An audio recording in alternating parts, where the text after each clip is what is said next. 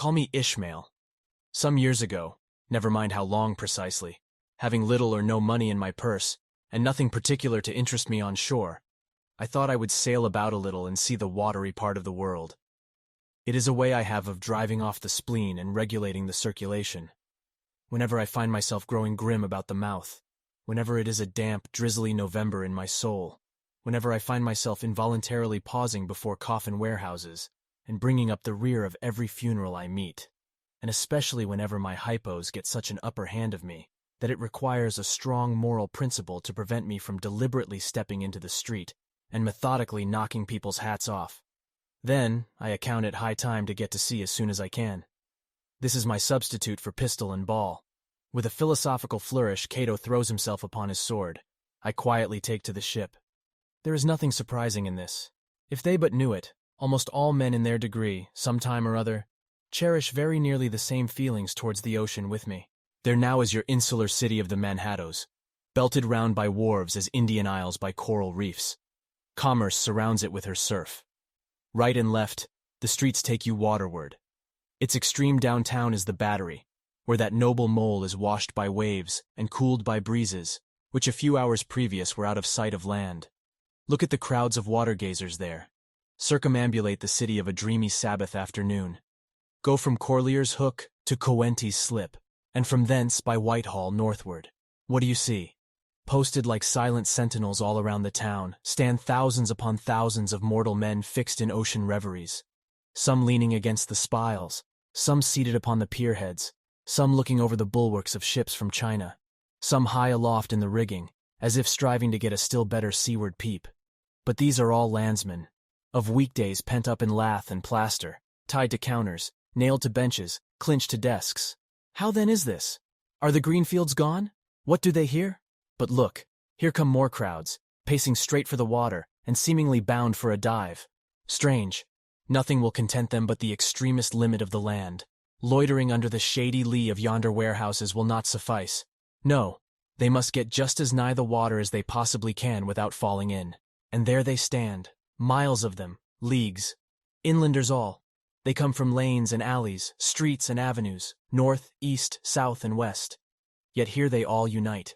Tell me, does the magnetic virtue of the needles of the compasses of all those ships attract them thither? Once more, say you are in the country, in some high land of lakes. Take almost any path you please, and 10 to 1 it carries you down in a dale, and leaves you there by a pool in the stream. There is magic in it.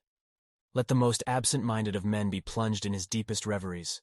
Stand that man on his legs, set his feet a-going, and he will infallibly lead you to water, if water there be in all that region.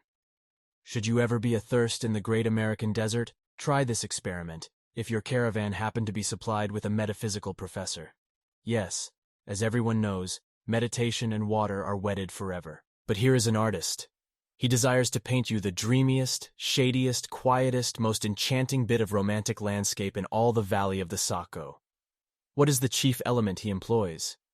There stand his trees, each with a hollow trunk, as if a hermit and a crucifix were within. And here sleeps his meadow, and there sleep his cattle, and up from yonder cottage goes a sleepy smoke. Deep into distant woodlands winds a mazy way, reaching to overlapping spurs of mountains bathed in their hillside blue. But though the picture lies thus tranced, and though this pine tree shakes down its sighs like leaves upon this shepherd's head, yet all were vain, unless the shepherd's eye were fixed upon the magic stream before him. Go visit the prairies in June, when for scores on scores of miles you wade knee-deep among tiger lilies. What is the one charm wanting? Water. There is not a drop of water there. Were Niagara but a cataract of sand, would you travel your 1,000 miles to see it? Why did the poor poet of Tennessee, upon suddenly receiving 2 handfuls of silver, deliberate whether to buy him a coat, which he sadly needed, or invest his money in a pedestrian trip to Rockaway Beach? Why is almost every robust, healthy boy with a robust, healthy soul in him, at some time or other, crazy to go to sea? Why, upon your first voyage as a passenger, did you yourself feel such a mystical vibration, when first told that you and your ship were now out of sight of land? Why did the old Persians hold the sea holy? Why did the Greeks give it a separate deity, an own brother of Jove? Surely all this is not without meaning, and still deeper the meaning of that story of Narcissus, who, because he could not grasp the tormenting, mild image he saw in the fountain, plunged into it and was drowned. But that same image we ourselves see in all rivers and oceans. It is the image of the ungraspable phantom of life, and this is the key to it all. Now, when I say that I am in the habit of going to sea whenever I begin to grow hazy about the eyes and begin to be overconscious of my lungs, I do not mean to have it inferred that I ever go to sea as a passenger. For to go as a passenger, you must needs have a purse, and a purse is but a rag unless you have something in it. Besides, passengers get seasick, grow quarrelsome, don't sleep of nights, do not enjoy themselves much as a general thing. No, I never go as a passenger. Nor, though I am something of a salt, do I ever go to sea as a commodore, or a captain, or a cook. I abandon the glory and distinction of such offices to those who like them. For my part, I abominate all honorable, respectable toils, trials, and tribulations of every kind whatsoever. It is quite as much as I can do to take care of myself, without taking care of ships, barks, brigs, schooners, and what not. And as for going as cook, though I confess there is considerable glory in that, a cook being a sort of officer on shipboard, yet somehow I never fancied broiling fowls. Though once broiled, judiciously buttered, and judgmatically salted and peppered, there is no one who will speak more respectfully, not to say reverentially, of a broiled fowl than I will. It is out of the idolatrous dotings of the old Egyptians upon broiled ibis and roasted river horse that you see the mummies of those creatures in their huge bakehouses, the pyramids. No, when I go to sea, I go as a simple sailor, right before the mast, plumb down into the forecastle, aloft there to the royal masthead. True, they rather order me about some, and make me jump from spar to spar, like a grasshopper in a May meadow. And at first, this sort of thing is unpleasant enough. It touches one's sense of honor, particularly if you come of an old established family in the land, the Van Rensselaers, or Randolphs, or Hardicanutes. And more than all, if just previous to putting your hand into the tar pot, you have been lording it as a country schoolmaster, making the tallest boys stand in awe of you. The transition is a keen one, I assure you, from a schoolmaster to a sailor, and requires a strong decoction of Seneca and the Stoics to enable you to grin and bear it. But even this wears off in time. What of it, if some old hunks of a sea captain orders me to get a broom and sweep down the decks? What does that indignity amount to, weighed, I mean, in the scales of the New Testament? Do you think the Archangel Gabriel thinks anything the less of me, because I promptly and respectfully obey that old hunks in that particular instance? Who ain't a slave? Tell me that.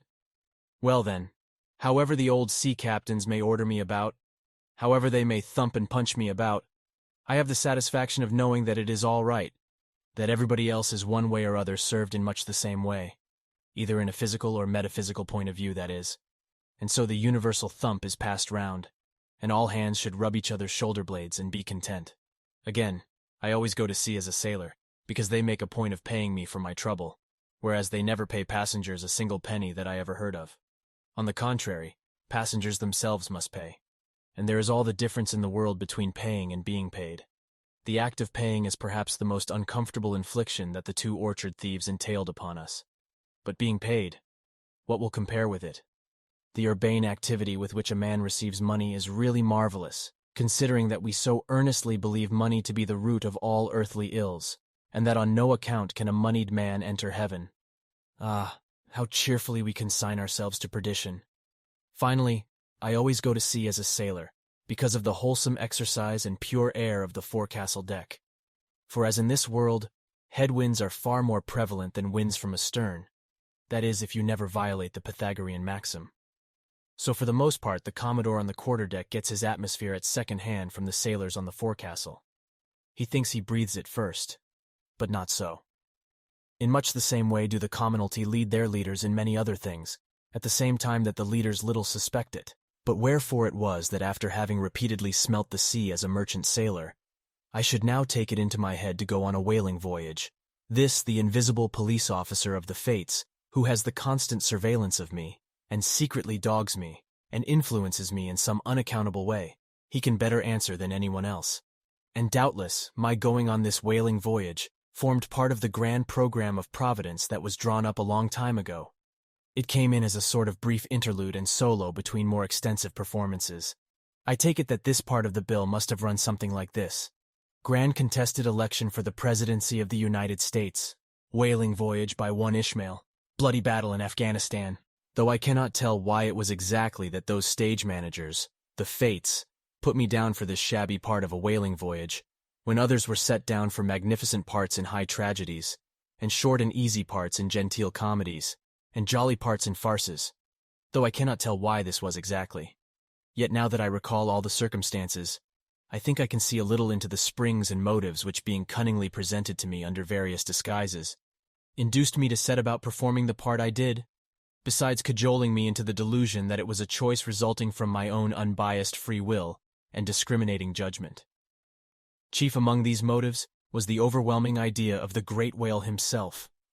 Such a portentous and mysterious monster roused all my curiosity. Then the wild and distant seas where he rolled his island bulk, the undeliverable, nameless perils of the whale. These, with all the attending marvels of 1,000 Patagonian sights and sounds, helped to sway me to my wish. With other men, perhaps, such things would not have been inducements. But as for me, I am tormented with an everlasting itch for things remote. I love to sail forbidden seas and land on barbarous coasts. Not ignoring what is good, I am quick to perceive a horror, and could still be social with it. Would they let me, since it is but well to be on friendly terms with all the inmates of the place one lodges in? By reason of these things, then, the whaling voyage was welcome. The great floodgates of the wonder world swung open, and in the wild conceits that swayed me to my purpose, two and two there floated into my inmost soul, endless processions of the whale, and, mid most of them all, one grand hooded phantom, like a snow hill in the air.